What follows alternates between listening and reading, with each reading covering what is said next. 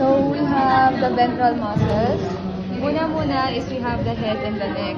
So, ito, cheekbones. Ito yung muscle, which is the masseter. Yan, masseter yan. Then, pag inano mo pa, yung triangle na yan, pwede mo i-zoom.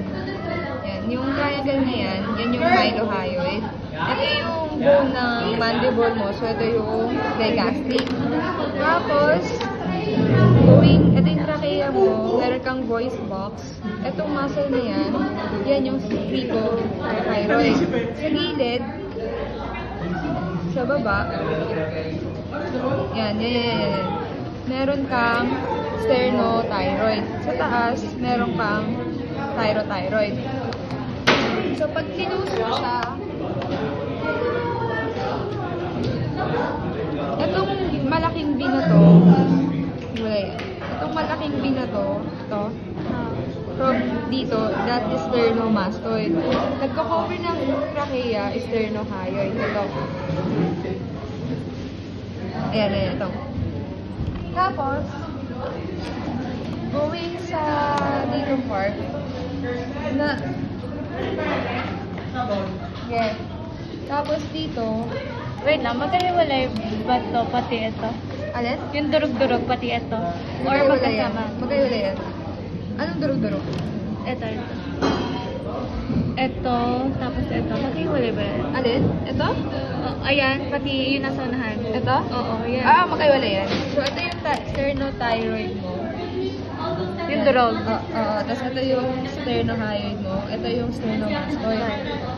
Tapos dito, mauuna yung cladomastoid.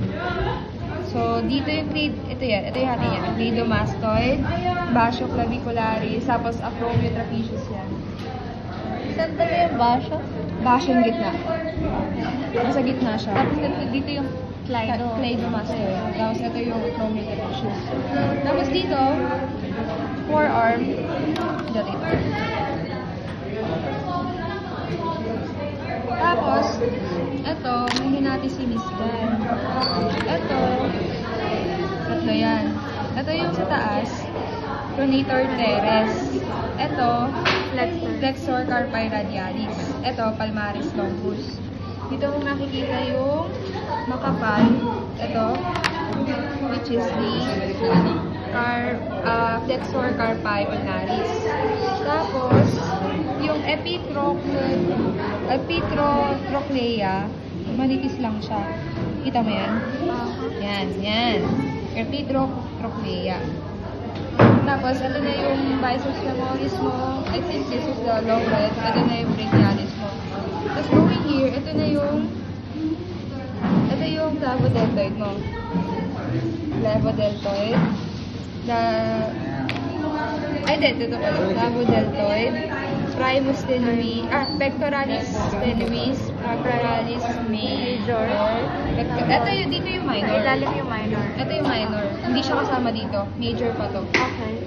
Ito yung Then, sa ilalim, may serratus ventralis. Tapos, meron ka ito subscapularis mo. Ito, subscapularis. Ito. Subscapularis. And then, nandito yung scalene mo. And then, meron ka dito, external oblique, internal oblique, rectus abdominis. Wait lang. Ito, transversus. Tapos, meron kang external intercostal, sa loob yung internal intercostal. Going here, meron ka dito, itong muscle na to, sartorius. Tapos, itong covering na to, gracilis. Kita niyo yung gracilis. Ito, gracilis. Tapos, ito yung tensor fasciolatae mo. Tensor fasciolatae. Ito yung rectus femoris, rectus medius. Tapos, dito yung ilius psoas. Sa loob niya. Sa loob niya. Ito, kung nakikita niyo yung ilius psoas. Tapos, ito, pectinis. Tapos, ito yung adductor longus. Yung adductor magnus. Tapos, ito yung semimembranosus. Tapos, pag itong adductor magnus, papasok mo siya siya. Kita nyo to. Ito. Yan. Miss, wait lang mo, Miss! Ito yung... Stop mo. Ano ma? So, ito yung pectinvis. Ayan, yan yung hati. Ito yung Dr. Magnus. Kasama yan. Ay, Dr. Longus to. Sa Dr. Magnus. So, sa loob, ito yung semi-tendinosus, semi-membranosus. So, dito, may tayong tibialis anticus.